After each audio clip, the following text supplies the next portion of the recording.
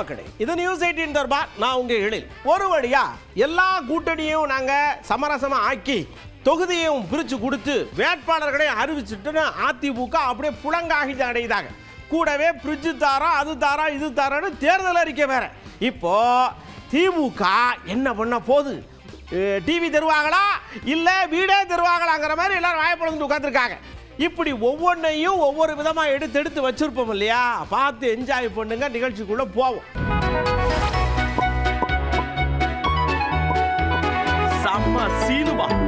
நேரா சம சீனுவாக்குள்ள போறோம். அண்ணன் அப்படியே கெத்தா நிக்கிறாரு. உங்களுக்கு வாழ்க்கை கொடுக்குறோம், ஆனா இந்த பக்கம் சாராயத்தை கொடுத்து வாழ்க்கையை அழிக்கிறோம் அப்படிங்கிற மாதிரி இருக்கு அவங்களோட இதெல்லாம். ஆனா அண்ணன் வந்து அப்படி இல்லை அப்படின்னு பெருமை உங்க சொல்றார்.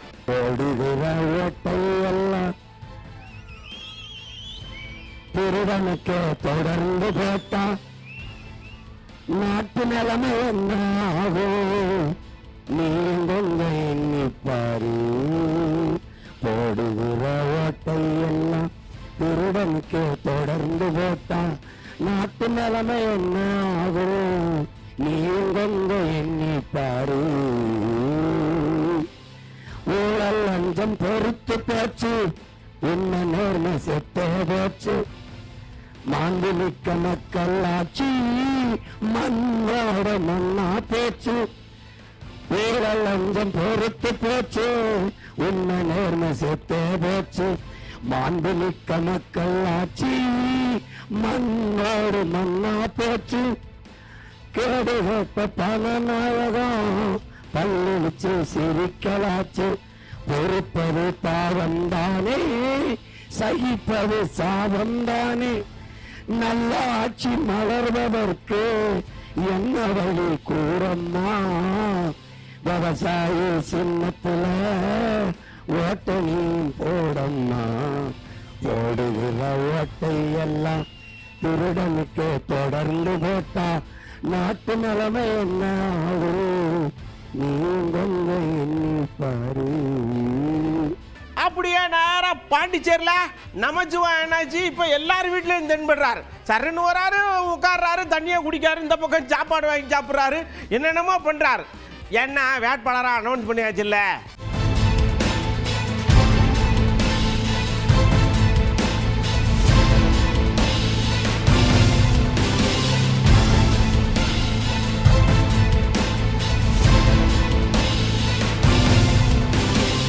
அப்படியே இங்க ஒருத்தர் என்ன நினைச்சாரா தெரியல. ஜனநாயகம் வெளியில வரலையேன்னு பொங்கிட்டு இருந்த காங்கிரஸ் ஏரியாவில இருந்தே ஒருத்தர் சரணு மதுரையில் போய் பெட்டிஷன் கொடுத்திருக்காரு. ஜனநாயக படம் வரக்கூடாது, அதுவும் எலெக்ஷன் அப்ப வரவே கூடாது அப்படின்னு பெட்டிஷன் கொடுத்திருக்காரு. என்ன நடவடிக்கை எடுக்காருன்னு பொறுத்து வந்து பார்ப்போம். தேர்தல் விதின்னு ஒன்று இருக்குல்ல சார், அந்த தேர்தல் விதியின்படி தேர்தல் முடிஞ்சதுக்கு அப்புறம் தான் சார் அந்த படத்தை ரிலீஸ் பண்ணணும். அது வந்து தேர்தல் ஆணையத்துடைய விதியிலே இருக்கு. அந்த கோரிக்கையை தான் நாங்கள் தேர்தல் ஆணையத்துக்கு வச்சிருக்கோம். கட்சியை ஊரா ஓட்டு போடுங்கன்னு கேட்கறது முக்கியம் இல்லை. வாக்காளர்கள் இடம் வாக்காளர்கள் கிட்ட எழுப்பி விடணும், விழிப்புணர்வை சொல்லி. நம்ம நியூஸ் 18 அந்த விஷயத்தை ரொம்ப தெளிவா பண்ணுது. இதையும் பார்த்து போய் ஓட்டு போடுங்க.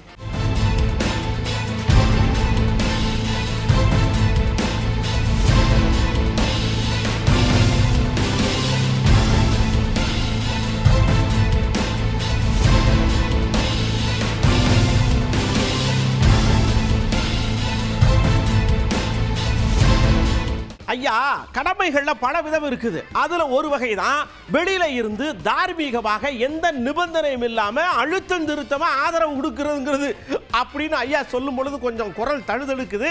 இருந்தாலும் சொல்லிவிட்டார். ஏன்னா டார்ச் லைட் தான் எனக்கு முக்கியம். காரலாம் நாங்க அவர்களுடன் நிற்போம்.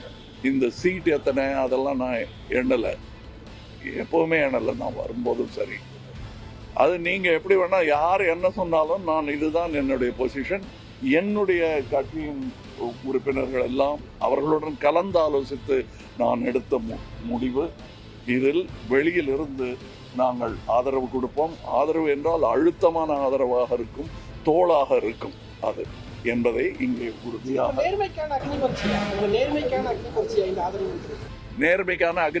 நேர்மைக்கு அக்னி பரீட்சை கிடையாது. கற்புக்கே இருக்கக்கூடாது என்று நினைப்பவர்கள் நார்கள். நேர்மை தீ போன்றது.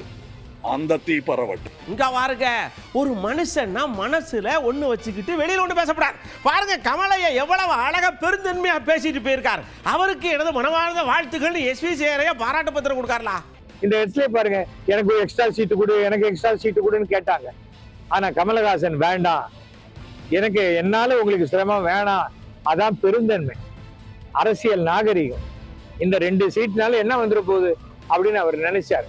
வேல்முருகன் பாருங்க, அதே சமயத்துல ஒரே ஒரு சீட்டு வாங்கிக்கிட்டு கமிட்டிலெல்லாம் சேர்மனாக இருந்தவர் சவால் விடுறார்.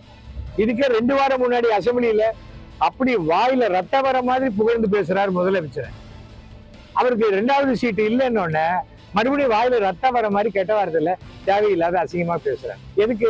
என்னதான் அவர் பெருந்தன்மையாக வெளியில இருந்து தார்மீக ரீதியா நிபந்தனை இல்லாத ஆதரவு கொடுக்கிறேன் அப்படின்னு சொன்னா கூட அவரும் ஒரு கூட்டணி, அந்த கூட்டணியில ஒரு கட்சி தலைவர், அந்த தலைவர் போட்டியிடலைன்னா நமக்கு கொஞ்சம் வருத்தமா இருக்கும்.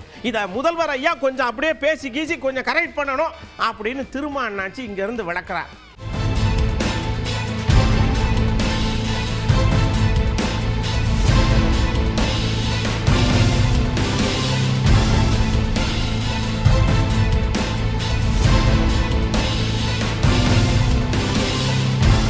இப்பயே நாங்க ஜெயிச்சிட்டோம்டா அப்படிங்கிற மாதிரி வேட்டை கொளுத்துறாங்க. ராஜேந்திர பாலாஜி ஐயா போட்டியிடுதார்ல, அந்த தொகுதியில தான் இந்த வேட்டை சத்தம் கேக்கு.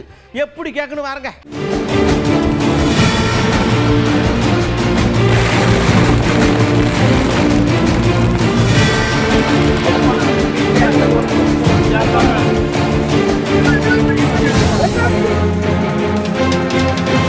அப்படியே மயிலன் தொகுதியிலையும் டம்மு டம்மு டம்மு டம்முன்னு வெடிக்கு. சிவி சண்முகம் அங்க வரார்ல, அவருக்காகத்தான் இந்த வேட்டு வச்சிருக்கிறாங்க. ஜெயிக்கிற வேட்டா என்ன வேட்டுங்கிறத பொறுத்து இருந்து பார்ப்போம்.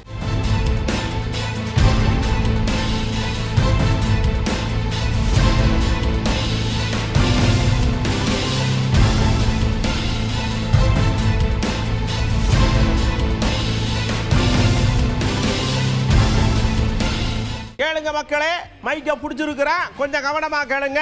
யார் யார் எங்கெங்க நிக்க போறாங்க அப்படிங்கறத இப்ப நான் வாசிக்க போறேன், கவனமா கேட்டுக்கங்கன்னு எடப்பாடி ஐயா கடகட கடகடன்னு சொல்றாரு. லிஸ்ட் பெருசா போச்சு. பாரதிய ஜனதா கட்சி, தேசிய ஜனநாயக கூட்டணியை அங்கமைக்கின்ற பாரதிய ஜனதா கட்சி ஏற்கனவே 27 இடங்கள் வருகின்ற சட்டமன்ற பொதுத் தேர்தலில் போட்டியிடுவதற்கு ஒதுக்கப்பட்டுள்ளன. அதில் 27 தொகுதிகளை பின்வருமாறு: 1 மயிலாப்பூர், 2வது தளி, 3வது மொடக்குறிச்சி. இந்த 27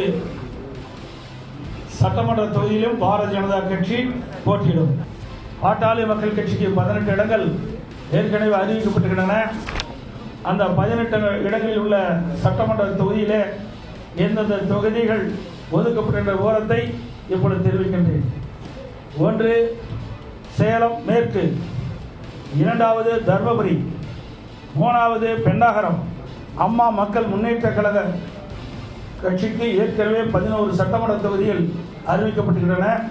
அந்த 11 சட்டமன்ற தொகுதியில் எந்தெந்த தொகுதிகள் அந்த கட்சி வழங்கப்பட்டுகின்ற விவரத்தை தெரிவிக்கின்றேன். 1 பெரியகுளம், 2வது மன்னார்குடி, 3வது திருவையாறு. நாங்களாம் ரொம்ப பெருந்தன்மையான ஆட்கள். எப்பயுமே நாங்க எந்த விதத்திலையும் திமுக மாதிரி, அதாவது டிஎம்கே மாதிரி நாங்க பண்றதில்லை. என்ன அப்படின்னா, எங்க சின்னத்துல தான் போட்டியிடணும்னு நாங்க சொல்ல மாட்டோம். ஃப்ரீ பேர்டு, நீங்க வாங்க, சீட்டு வாங்க, உங்க சின்னத்துல போட்டி போடுங்க, ஆனா ஜெயிச்சுட்டு வந்திருக்கங்க. அதெல்லாம் விருப்பம். எங்களெல்லாம் திமுக மாதிரிலாம் கண்டிஷன் கிடையாது. எங்க கட்சியில் இருக்கிறதெல்லாம் ஜனநாயக முறைப்படி செயல்படுகிற கட்சி. அந்தந்த கட்சிகள் என்ன விருப்பம் இருக்குதோ அந்த கட்சியின் அடிப்படையில் போட்டியிடும். அதெல்லாம் விருப்பம். எங்களெல்லாம் திமுக மாதிரிலாம் கண்டிஷன் கிடையாது. எங்க கட்சியில் இருக்கிறதெல்லாம் ஜனநாயக முறைப்படி செயல்படுகிற கட்சி. அந்தந்த கட்சிகள் என்ன விருப்பம் இருக்குதோ அந்த கட்சியின் அடிப்படையில் போட்டியிடும். இங்க பாருங்க, நாங்க கூட்டணியில இருக்கிறோம், நாங்க இங்க நிக்கிறோம், அவங்க அங்க அப்படிலாம் கிடையாது. இப்ப பெரம்பூர்ல தாவேகா நிக்கி, பாமக நிக்கி. ஏன் பாமக லேசா இடம் போடுறீங்க? நாங்க 2 பேரும் சேர்ந்து அடிச்சோம்னு வச்சுக்கோங்க, விசில் வேற பக்கம் போய் விழுகும் அப்படிங்காரு எடப்பாடி அண்ணாச்சி. அனைத்து இந்திய அண்ணா திராவிட முன்னேற்ற கழக தலைமையில் அமைக்கப்பட்ட தேசிய ஜனநாயக கூட்டணியில் அங்கம் வைக்கின்ற கட்சியினுடைய தொகுதி பட்டியல் அறிவிக்கப்பட்டு விட்டது, நிறைவு ஆகிவிட்டது. எஞ்சிய தொகுதியில் அனைத்து இந்திய அண்ணா திராவிட முன்னேற்ற கழகம் போட்டியிடும். இது நீதி கழிச்சுக்கீங்க, நீ கணக்கு போட்டுங்க. நான் சொன்னேன்ல எத்தனை இடம் நீ கணக்கு. நீதி எஞ்சிய தொகுதியில் அனைத்தும் அனைத்து இந்திய அண்ணா திராவிட முன்னேற்ற கழகம் போட்டியிடும். விரைவில் எங்களுடைய போட்டியிடும் தொகுதிகள் அறிவிக்கப்படும்.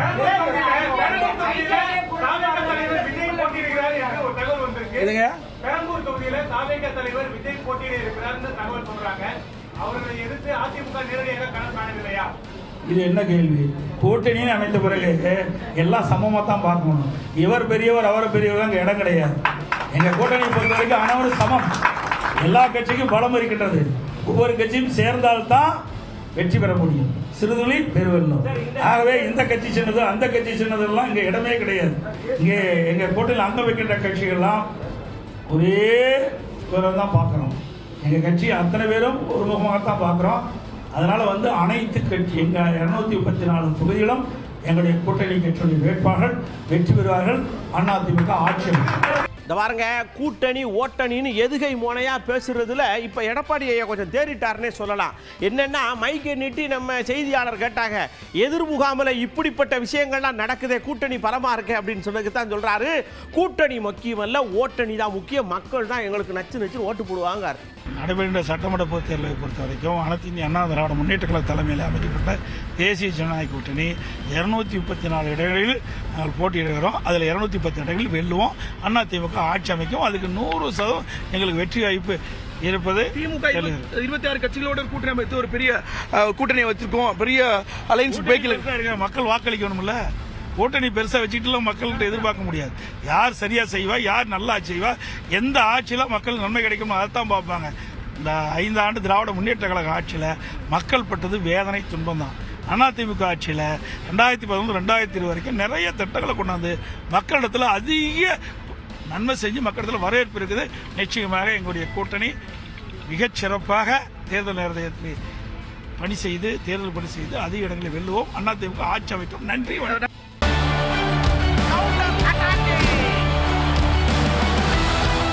அதாவது நேரா கவுண்டருக்குள்ள போறோம். எடப்பாடி ஐயா தமிழிசையை கேட்ட ஏதோ குசு குசுன்னு பேசிக்கிட்டு இருக்காங்க. அண்ணாச்சி என்ன அங்க வச்சுட்டு இங்க வந்துட்டேன்னா, இங்க இருந்தா ஆரம்பிக்க போறேன், அக்காவா இருந்துச்சு, இன்னும் அனௌன்ஸ் பண்ணலையா, அக்கா தான் அப்படின்னு சூசகமா ஆரம்பிக்காங்க 2 பேரும்.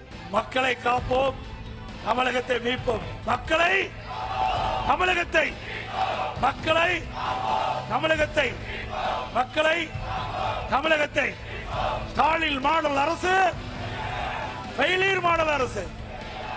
By bye Stalin. இந்த ஆட்சியோட ஸ்டாலினுக்கு பை பை சொல்லிடலாம். நாங்க ரொம்ப ஜிகிரி தோஸ்துங்க. அண்ணன் இருக்காரு, தங்கச்சி நான் இருக்கேன், அந்த பக்கம் அண்ணன் இன்னொரு அண்ணன் இருக்காரு, எல்லாம் சேர்ந்து எப்படி ஜெயிக்க போறோம்னு பாருங்க. இப்பயே எங்களுக்கு அவ்வளவு சந்தோஷமா இருக்கு. மயிலாப்பூர் கோயில்ல புளியோதரை சாப்பிட்ட மாதிரிங்க. வெற்றி பெறுவோம். அதுல எந்தவித மாற்று கருத்தும் இல்லை. மிக மிக மகிழ்ச்சியாக ஒரு இணைப்பு ஏற்பட்டு இருக்கிறது. மக்கள் மிகுந்த துன்பத்திற்கு ஆளாகி கொண்டிருக்கிறார்கள். அதனால நிச்சயமா வெற்றி பெறுவோம். ஒரு காம்படிஷனும் இல்லை.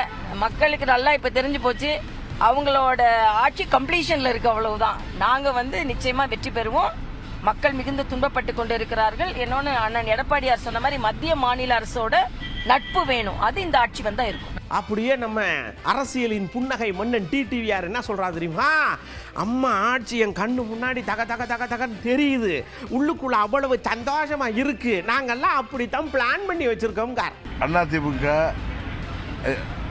அறுதி பெரும்பான்மை பெற வேண்டும் என்கிற எண்ணத்தில் தான் நாங்கள் எல்லாம் இருக்கிறோம். அதற்காக அனைத்து கூட்டணி கட்சிகளும் உறுதியாக உழைப்போம். காரணம், அம்மா அவர்களின் ஆட்சி தமிழ்நாட்டில் வர வேண்டும் என்பதற்காகத்தான் நாங்கள் அனைவரும் இந்த கூட்டணியில் இணைந்திருக்கிறோம்.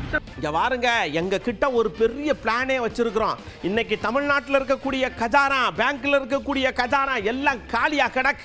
நாங்க வந்த உடனே அப்படியே 2 கைட்டும் அள்ளி அள்ளி அள்ளி போட்டு எல்லாத்தையும் நிரப்பி அப்படியே மக்களை பூரா மேல டாப்ல கொண்டு வந்துரும். அன்புமணி என்னாச்சு, தமிழ்நாட்டை திவாலாக்கிய திமுகவை வீட்டுக்கு அனுப்ப வேண்டும். தமிழ்நாட்டில் ஒவ்வொரு நாளும் பெண்களுக்கு பாதுகாப்பு இல்லாத ஒரு சூழல், பெண் குழந்தைகள் பாலியல் வன்கொடுமை செய்து கொடூரமான முறையிலே கொலை செய்கின்ற ஒரு சூழல், இளைஞர்களுக்கு வேலை இல்லை, மது கஞ்சா போன்ற அத்துணை போதை பொருட்கள் கிராமந்தோறும் விட்டுக் கொண்டிருக்கின்ற இந்த திமுகவை அகற்ற வேண்டும் என்ற நோக்கத்திலே இந்த கூட்டணியில் நாங்கள் எல்லோரும் ஒன்று சேர்ந்திருக்கின்றோம். இந்த கூட்டணியின் தலைமையிலிருந்து கிளை வரைக்கும் ஒருங்கிணைத்து மிக சிறந்த முறையிலே நடைபெற்றுக் கொண்டிருக்கிறது. இந்த தேர்தலில் மிகப்பெரிய வெற்றியை நாங்கள் பெறுவோம். குறைந்தது 200 தொகுதிகளில் நாங்கள் வெற்றி பெறுவோம். தமிழ்நாட்டில் உள்ள அனைத்து மக்களும் இந்த திமுகவை அகற்ற வேண்டும் என்று முடிவு செய்திருக்கிறார்கள். குறிப்பாக பெண்கள். ஐயா, எல்லாரும் இப்படி சந்தோஷமா இருக்கிய, ஏன் சைக்கிள் மட்டும் டெல்லியிலே நிக்க, வண்டி எடுத்து போட்டு வர முடியலையே அப்படின்ற குறை இருக்கு. இருந்தாலும் பரவாயில்ல, தாமரையில ஏறி உட்காந்து ஜெயிச்சு சைக்கிளை கொண்டு வந்துருவோங்க. எலெக்ஷன் கமிஷன்ல நாங்க கொடுத்த பேப்பர்ஸ் இன்னும் கிளியர் பண்ணி அனுப்பல சைக்கிள் சின்னத்தில். அதன் காரணமாக மற்றொரு சின்னத்தில் நிற்க வேண்டிய கட்டாயம். அந்த ஒரு மற்றொரு சின்னம் என்பது பாரதிய ஜனதா கட்சியோடு நான் கூட்டணியில் இருப்பதால் அவர்கள் சின்னத்திலே போட்டியிடுகிறேன். சென்ற முறை கூட பாராளுமன்ற தேர்தலிலே சைக்கிள் சின்னத்திலே தான் போட்டியிட்டேன். சைக்கிள் சின்னத்தில் போட்டியிடாத முடியாத ஒரு சூழல் இன்றைக்கு ஏற்பட்டிருக்கிறது. தேர்தல் ஆணையத்தில் சில கட்டுப்பாடுகள் இருக்கிறது.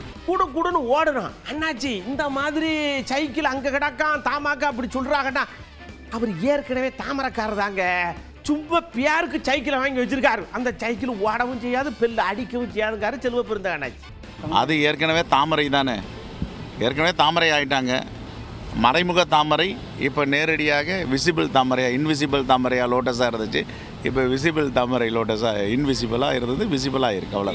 எங்க கூட்டணி வலுவான கூட்டணி. வெளியில சண்டைக்காடு இருக்கிற மாதிரி தெரியும், ஆனா நாங்க வலுவா நின்னுக்கிட்டே இருப்போம். பாத்திருக்கீங்கல்ல? ஆனா அங்க வெளியில அப்படியே காட்டாத அப்படி காட்டாத அப்படின்னு இருப்பாங்க. ஆனா உள்ளுக்குள்ள நங்கு குத்திக்கிட்டே இருப்பாங்க. அதான் அந்த கூட்டணிங்க. ரொம்ப சிறப்பாக இருந்துச்சு, மகிழ்ச்சியாக இருந்துச்சு. ஏன்னா நான் we are ideological partner, old partner, natural partners. ஒரு இயற்கையான கூட்டணி. இந்த கூட்டணி சித்தாந்தத்தின் அடிப்படையில் இருக்கிற கூட்டணி.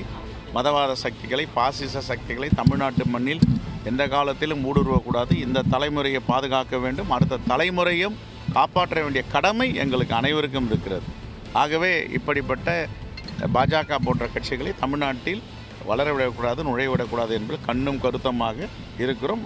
எப்படி தொகுதி உடன்பாடு நடந்ததோ அதே போன்று தொகுதியை அடையாளம் காணும் உடன்பாடும் மிக விரைவில் ஏற்படும். மாண்புமிகு முதலமைச்சர் தலைமையில் மீண்டும் ஆட்சியை அமைப்போம். அதாவதுங்க, உத்தேச பட்டியல் இருக்கட்டும் இல்ல வேட்பாளர் அறிமுக பட்டியல் இருக்கட்டும், அவங்க சொல்றது எல்லாமே எப்படி இருக்குன்னு நீங்க கூட்டி கழிச்சு பாருங்க. ஆனா நாங்க நிக்கிறது எங்களுடைய செயல் திட்டங்களை நிறைவேற்றின ஆட்களை நிப்பாட்டுவோங்க. போட்டி எப்படி இருக்குன்னு மட்டும் பாருங்க. தேர்தல் களத்துலங்காக டிலே காரணம் காங்கிரஸோட அந்த ஃபர்ஸ்ட் பேச்சுவார்த்தை ரொம்ப லேட்டான. நாங்க கொடுக்கிற பட்டியல் வேட்பாளர் பட்டியல்ல, சட்டமன்ற உறுப்பினர் பதவி. அவங்க கொடுக்கறது வேட்பாளர் பட்டியல். எங்களது எல்லாமே வெற்றி வேட்பாளர்கள் வெற்றி பெற போகிறார்கள். ஓகே. அப்படியே நம்ம கம்யூனிஸ்ட் ஐயா வீரபாண்டி ஐயா ஒரு தொகுதி குறைஞ்சாலும் வருத்தம் தான். அது வருத்தம் தான், அது இல்லைன்னு சொல்லலை. அதுக்காக நம்ம அந்த வருத்தத்தை இல்லைன்னு சொல்லலாம் பூசி முடியலாம் விரும்பல. ஆனா ஜெயிக்கிறது நாங்க தான். ஜெயிச்சதுக்கு அப்புறம் பாருங்க என்ன நடக்குங்கார்.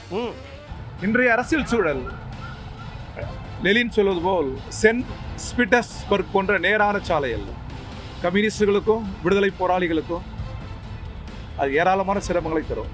ஆனாலும் எதிர்காலம் இடது சிந்தனை தான். இந்த பாருங்க, சண்முக ஐயா பெரிய மனுஷர் இல்லையா, சொல்றாரு மற்றவர்களுக்கு கூட கொடுத்துருக்காங்க, உங்களுக்கு மட்டும் கம்மியா இருக்கு. அதை பத்தியெல்லாம் எங்களுக்கு பிரச்சனை இல்லை. எங்களுக்கு கொடுத்த இடத்துல நாங்க கேட்டோம், கொடுத்துருக்குறாங்க, ஓகே. ஆனா இதுல நாங்க ஜெயிச்சு காட்டணுங்கிறதா எங்களுடைய கள பணியா இருக்குமே தவிர மற்றவங்களை பார்த்து பொறாமப்படவே மாட்டோம். அதான் எங்க கூட்டணிங்க. அது கூட்டணிக்கு தலைமை தாங்கக்கூடிய கட்சி திராவிட முன்னேற்ற கழகம் என்கிற முறையில் எந்தெந்த கட்சிக்கு எவ்வளவு தொகுதிகள் வழங்குவது என்பதை தீர்மானிக்கிற உரிமை என்பது அவர்களுக்கு இருக்கிறது. அதே நேரத்தில் மார்க்சிஸ்ட் கம்யூனிஸ்ட் கட்சியை பொறுத்தவரை மார்க்சிஸ்ட் கம்யூனிஸ்ட் கட்சியுடைய பலத்திற்கேற்ப தொகுதிகள் வழங்க வேண்டும், கடந்த முறையை விட கூடுதலான தொகுதிகள் வேண்டும் என்பதைத்தான் எங்களுடைய கோரிக்கையாக நாங்கள் அந்த பேச்சுவார்த்தை குழுவின் முன்னாலும் மாண்புமிகு முதலமைச்சர் அவர்களிடத்திலும் தெரிவித்திருந்தோம். அவர்களுக்கு இருக்கிற சிரமங்களை அவர்கள் தெரிவித்திருந்தார்கள். கூட்டணியுடைய ஒற்றுமை கருதியும் தேர்தலுக்கான அறிவிப்பு வெளிவந்து விட்ட நிலையில் தேர்தல் பணிகள் பாதிக்கப்படக்கூடாது என்கிற முறையில் நாங்கள் அது எண்ணிக்கை குறைவாக இருந்தாலும் எங்களுக்கு திருப்தி இல்லை என்றாலும் அதை ஏற்றுக்கொண்டோம். எங்களுக்கு கூடுதல் தொகுதி கிடைக்கல என்றதுதான் எங்களுடைய அதிருப்தியை தவிர மற்றவங்களுக்கு எவ்வளவு கொடுக்குறாங்கிறத பற்றி எங்களுக்கு கவலை இல்லை. ஐயா, ஒரு உறவை நோக்கி இன்னொரு உறவு வருதுன்னா அதை ஆதரிக்கணும். அந்த உறவு வந்ததுக்கு அப்புறம் உங்களுக்கெல்லாம் ஒன்றும் கிடையாது அப்படின்னு சொல்லக்கூடாது. பகுத்துண்டு பல்லுயிர் ஓம்புதல் எதுக்கியா சொல்லி வச்சிருக்காங்க. அப்படித்தான் நாங்கள் இருக்கிறோம்காரு ஈஸ்வரனை எனக்கு. ஒவ்வொரு தேர்தலிலும் ஒவ்வொரு சூழல் இருக்கும். இன்றைய தேர்தல் சூழலிலே புதிதாக கட்சிகள் வந்திருக்கிறார்கள். அவர்கள் தமிழகம் முழுவதும் 200 தொகுதிக்கு மேலே வெற்றி பெற வேண்டும் என்று பல முடிவுகளை எடுத்துக்கொண்டிருக்கிறார்கள். அப்படி அது மாதிரி முடிவுகளை எடுக்கும் பொழுது அவர்களுடைய நிலைப்பாடுகளையும் புரிந்து கொண்டு ஒத்துழைப்போடு வெற்றி பெறுவதற்கு பயணிப்பதுதான் சரியான கூட்டணி நிலைப்பாடாக இருக்கும். எங்களை பொறுத்தவரை அப்படிப்பட்ட நிலைப்பாட்டிலே நாங்கள் இருக்கிறோம். அதிகமான தொகுதிகளை ஆரம்பத்திலே கேட்டோம். சென்ற தேர்தலிலே போட்டியிட்ட தொகுதிகளை கொடுக்க வேண்டும் என்று கேட்டோம். பிறகு அவர்களுடைய தங்களுடைய நிலைப்பாடு, கூட்டணியிலே அதிகமாக கட்சிகள் வந்திருப்பது, இதையெல்லாம் எடுத்து சொல்லும் பொழுது இந்த சூழ்நிலைக்கு தகுந்தவாறு அதை ஏற்றுக்கொண்டு 2 தொகுதிகளுக்கு கையெழுத்திட்டு இருக்கிறோம். இப்போது எந்த 2 தொகுதிகள் என்பதையும் சுமூகமாக எந்த பிரச்சனையும் இல்லாமல் பேசக்கூடிய நிலையிலே நாங்கள் இருக்கிறோம். இந்த பாருங்க, இவரை பார்க்கவே எனக்கு பிடிக்கலங்க. அம்மா இருந்த இடத்துல இவரா அப்படின்னு கோச்சிட்டு போய் பிஜேபியில் சேர்ந்தவர் தான் நயினார் அண்ணாச்சி. ஆனால் இன்னைக்கு உங்க 2 பேரும் கையை தூக்குறது என்ன, இதை தூக்குறது என்ன, பேசுறது என்ன, ஏங்க உங்களை பற்றி எங்களுக்கு தெரியாதா அப்படின்னு புட்டு வைக்காரு ஓபிஎஸோடைய பையன் ரவீந்திரன் ஓபிஎஸ். பாரதிய ஜனதா கட்சியின் ஒரு கூட்டணி, அதில் தலைவராக இருக்கக்கூடிய நயினார் நாகேந்திரன் அவர்கள், அவர் எதற்காக அவர் அதிமுகவாக இருந்தார், அதிமுகவிலிருந்து எதற்காக போய் பாரதிய ஜனதா கட்சியில் போய் சேர்ந்தாருன்னா, எடப்பாடி பழனிசாமியை முதலமைச்சராக ஆனது பிடிக்காம, கட்சிக்கு அவரை தலைமையில் வந்தது ஆனது பிடிக்காம தான் பாரதிய ஜனதாவை போய் சேர்ந்துட்டார். இன்னொருத்தர் அமமுக, அம்மா மக்கள் முன்னேற்ற கழகம் தலைவராக இருக்கக்கூடிய திரு டிடிவி தினகரன் அவர்களும் என்ன சொன்னார், எடப்பாடி பழனிசாமியை கூட கூட்டணி வைக்கிறதுக்கு தூக்கு மாட்டிட்டு தொங்கலாம் அப்படின்னாரா. இன்னொன்று சொன்னார், உலகத்திலேயே துரோகத்துக்கு நோபல் பரிசு கொடுக்கணும்னா அது எடப்பாடி பழனிசாமிக்கு தான் கொடுக்கணும்னு சொன்னார். அவர் இப்ப கூட்டணி. இதை இன்னொன்று சொன்னார், சட்டமன்றத்தில் இருக்கக்கூடிய அதிமுகவினுடைய உறுப்பினர்கள் யாருக்குமே ஆணுமே கிடையாதுன்னு சொன்னார். என்னங்கய்யா ஐயா அமைதியாகவே இருக்காங்களே, ஒன்றும் சொல்ல மாட்டாங்களே, அப்படி இப்படின்னு பேசுகிறவங்களுக்கெல்லாம் இப்போ பார்த்தீங்களா அமைதிக்கு பின்னால் வரக்கூடிய விஷயங்கள் எப்படி இருக்குன்னு ஸ்ட்ராங் அண்ட் வேலுவேஷனாக இருக்கும் அப்படிங்கிறாரு ரவீந்திரநாத். இன்னைக்கு பார்த்தேன், எனக்கே ஒரு மாதிரி ஆயிடுச்சு. தலைமை கழகத்தில் லாய்ட்ஸ் ரோட்டில் புரட்சி தலைவி அம்மா அவர்கள் அந்த மேலே ஃபர்ஸ்ட் ஃப்ளோரில் நின்று ரெட்டலையை அப்படி காமிப்பாங்க. இன்னைக்கு அந்த ரெட்டலையை டெல்லியிலிருந்து வந்தவர் காமிக்கிறாரு. எனக்கு ஒரு ஞாபகம் வந்துச்சு, அவர் காமிக்கிறது தலைவர் காமிக்கிறது வேற சின்னம். ஆனால் இவங்க காமிக்கும் போது 2 விரலை காமிக்கும் போது எனக்கு ஒரு ஞாபகம் வந்துச்சு. ஒரு விரலை என்ன உணர்த்துதுன்னா, கட்சியினுடைய தொண்டர்களுக்கு கொடுத்த ஒரு உரிமையை பறித்து விட்டோம். இன்னொன்று, அம்மா அவர்களுக்கு கொடுத்த பொதுச் செயலாளர் கௌரவத்தை பறித்து விட்டோம் அப்படின்னு அவங்க காமிக்கிறதா எனக்கு தோணுச்சு. இனிமேல் அவங்க 2 விரலை காமிச்சாலே அதெல்லாம் தோணும். அதுதான் தமிழ்நாட்டு மக்களுக்கு தோணும். இன்னைக்கு ஐயா அவர்கள் விசுவாசமாக இருந்த காரணத்தினால் அவர் பல்வேறு வகையில் அவமானப்பட்டிருந்தார். பொறுமையாக இருந்தார், அமைதியாக இருந்தார். ஆனால் அவருடைய அமைதி ஏதோ பலவீனம் நினைச்சிட்டாங்க. ஆனால் அது பலவீனம் கிடையாது. அந்த அமைதி இன்னைக்கு புரிஞ்சிருக்கோம் அவர்களுக்கு. அது ஒரு புதிய விடியலுக்கான ஒரு அமைதி. தம்பி, இந்த ஸ்லைடை பாருங்க. நான் காவிரி ஆற்றை இப்படி கொண்டு வருவேன், இந்த ஆற்றுல இப்படி கொண்டு வருவேன், வாழனார் தோப்பு வைக்கிறத வச்சு இப்படியெல்லாம் நான் செயல் திட்டம் பண்ணிக்கிட்டு இருக்கேன். ஆனால் இங்கே பாருங்க, அண்டா தருவேன், பிரிட்ஜு தருவேன், டிவி தருவேன், வண்டி தருவேன், என்னையா இப்படி ஏமாத்துறிய அப்படின்னு சீமா அண்ணன் இந்த வெயிலுக்கு அதுக்கு நொந்து போய் கேட்க. பூரா புயலும் ஏமாத்துறதுக்கு அண்டா தருவேன், மிக்சி தருவேன், ஃப்ரிட்ஜு தருவேன், குண்டா தருவேன், அரிசி தருவேன், பருப்பு தருவேன். நான் உங்கள் மகன் ஒன்றும் தர மாட்டேன். என்ன தருவேன்? படிப்பு தருவேன், பார்க்க வேலை தருவேன், நல்ல மருத்துவம் தருவேன், குடிக்க நல்ல தண்ணீர் தருவேன், பார்க்க வேலை தருவேன், வேலைக்கு சம்பளம் தருவேன்.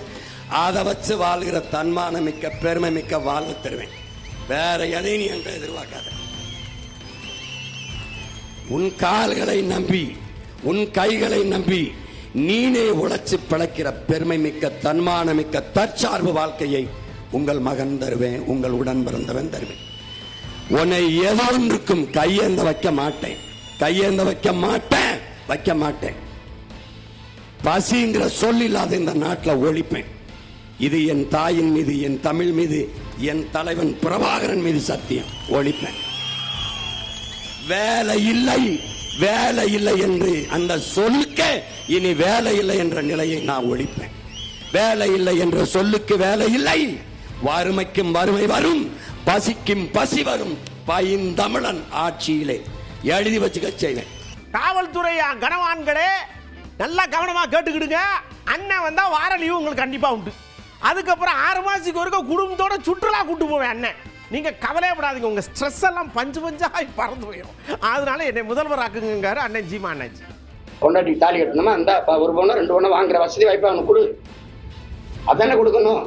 பிள்ளைய எவ்வளவு கல்வினாலும் அரசு படிக்க வச்சிருந்து செலவு மிச்சம், எவ்வளவு போனா மருத்துவம் அரசு பார்த்துறது செலவு மிச்சம், குடிநீரை தந்துடுது, படிப்பு கேட்ட வேலை படிக்கலைனாலும் அரசு வேலை கொடுத்துறேன்றேன். அப்புறம் என்ன உனக்கு வாழ்றதுக்கு? நானே விவசாயம் பார்த்துறேன், பசி இல்லை, நானே ஆடு மாடு வளர்த்துறேன், கறி பால் முட்டைக்கு பிரச்சனை கிடையாது. வேறு என்ன உனக்கு பிரச்சனை? நானே மீன் பிடிக்கிறேன், முல்லை மருதம் நெய்தல் குறிஞ்சி வைங்காடியும் நானே வித்துறேன். உனக்கு தரமான பொருளை கொடுத்துறேன், நஞ்சில்லாத உணவை தந்துடுறேன், உரிய விலையை கொடுத்துறேன். விலை யார் தீர்மானிப்பான்? என் விவசாயியை தீர்மானிப்பான். அந்த வேளாண் துறை அமைச்சருக்குள்ள ஒரு குழு வச்சிருப்பேன். ஒவ்வொரு மாவட்டத்திலையும் 2 பேர் 3 பேர் வேளாண் பேரறிஞர்களை வச்சு அவங்க முடிவு பண்ணுவாங்க. தக்காளி இந்த ஆண்டு 15 ரூபாய்க்கு விற்கலாம், கிலோன்னா 15 ரூபா தான். சேலத்தில் 15 ரூபா, அங்கே 20 ரூபா. அந்த வேலையெல்லாம் இங்கே இருக்காது. அது மாதிரி ஒரு முறையை கொண்டு தரமான போக்குவரத்து, நல்ல பாதை, சிறந்த காவலர்களுக்கெல்லாம் 8 மணி நேரம் ஆண் காவலருக்கு, 6 மணி நேரம் பெண் காவலருக்கு வேலை கொடுப்பேன். சுழற்சி முறையில் விடுமுறை கொடுப்பேன். ஒரு வாரத்துக்கு ஒரு முறை, 6 மாதத்துக்கு ஒரு முறை குடும்ப சுற்றுலா அனுப்புவேன். எந்த மன அழுத்தத்தையும் கொடுக்க மாட்டேன். சீரோட இணையாத காவலர்களை பல பேரை பிரிவென்டிவ் போர்ஸ் குற்ற தடுப்பு காவல் படையை எடுப்பேன். அது சொல்றது உங்களுக்கு என்னமோ சொல்றாரு, கற்பனை மாதிரி இருக்கும். நடக்காதது ஒண்ணு நான் சொல்லலை, நடக்கும். நம்ம நடத்தணும்னு நோக்கம் இல்லை, அதனால நடத்தலை.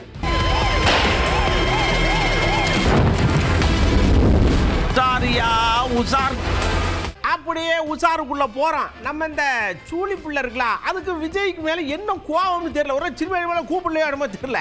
ஆனா நியாயமா கேட்கிறா. அப்படி அண்ணே 41 அங்கே அவுட் ஆகி போச்சு. இந்த பக்கம் தஞ்சாவூரில் ஒரு தம்பி விழுந்து இப்போ தான் 2 நாளைக்கு முன்னாடி இறந்து போனாப்புல. நீங்கள் இது எண்ணிக்கையை கூட்டிக்கிட்டே போகாதீங்கண்ணே, சொல்லுங்கள் அந்த பயல்கிட்ட. என் ஏரியாவுக்கு வரும்போது மட்டும் நீங்கள் வாங்க, உங்கள் ஏரியாவுக்கு வரும்போது மட்டும் வாங்க, அப்படி சொல்லுங்கள் அப்படின்னு அட்வைஸ் சொல்கிறாங்க அண்ணனுக்கு. 50 இருக்கட்டும்ண்ணே, 500 ஆக்கிடாதீங்கன்னு சொன்னதுக்கு தான் இந்த வல்கர் வாரியர்ஸ் கமெண்ட் செக்ஷனில் வந்து பொங்குன்னு பொங்கிட்டு இருந்தாங்க. இன்னைக்கு ஒரு புள்ள செத்து போச்சு. சரி, அதை வச்சு நம்ம அரசியல் பேசக்கூடாதுன்னு பார்த்தாலும் மனசு கேட்க மாட்டேங்குது. ஆசையா அண்ணன் போனே பார்த்துடணும்னு வந்து தானே அந்த பிள்ளை போலீஸ் ஜீப்பில் மோதி செத்து போச்சு. யாருக்கு நஷ்டம்? பெத்தவங்களுக்கு தானே நஷ்டம். உங்களுக்கு என்னண்ணே, நீங்கள் ஜாலியாக ஃபங்க்ஷன்லாம் போயிட்டு ஜாலியாக இருப்பீங்க. நீங்களும் எல்லாரும் ஜாலியாக இருங்க. ஏன்னா நம்ம வீட்லேயே சாவு விழுந்துச்சு. இல்லை நான் திரும்பவும் சொல்கிறேண்ணே, 50 500 ஆக்கி விட்டுறாதீங்க. உடனே கேட்டால் இதுக்கு பேசினியா, அதுக்கு பேசினியா, இதுக்கு குரல் கொடுத்தியான்னு வந்துடாதீங்க. எல்லாத்துக்கும் நாங்கள் அக்கௌண்டபிலிட்டி, ரெஸ்பான்சிபிலிட்டி, பொறுப்பெடுத்துக்கிறோம். 41 பேர் இறந்தப்ப ப்ரெஸ்ஸை பார்க்க பயந்து ஓடி ஒளியல. இதில் உடனே விமன் ஹராஸ்மெண்ட், விமனுக்கு பாதுகாப்பு இல்லை. யார்கிட்ட இருந்து பாதுகாப்பு இல்லை தெரியுமா? உங்களை வல்கர் வாரியர்ஸ் கிட்ட இருந்தால் பாதுகாப்பு இல்லை. வேணா என் கமெண்ட் செக்ஷனில் 2 செகண்டுக்கு அப்புறம் பாருங்கள், தெரியும்.